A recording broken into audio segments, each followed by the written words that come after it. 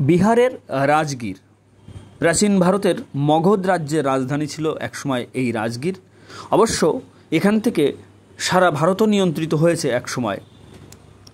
অজাতশত্রু, বিম্বিসার, অশোকের দেশ এই মগধ। আপনারা যেটা দেখছেন এটা রাজগীরের মুনিয়ার মঠ।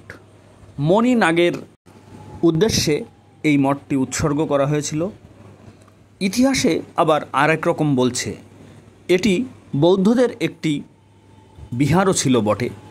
এখানে বৌদ্ধ, জৈন ও হিন্দুরা পুণ্য সঞ্চয়ের জন্য আসে।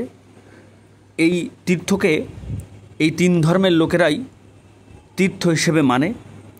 বৌদ্ধ ভারত যখন পুনরায় হিন্দু ভারত হয়েছিল তখনকার শাসকরাই এটাকে বিহার থেকে আবার মন্দিরে রূপান্তরিত করে।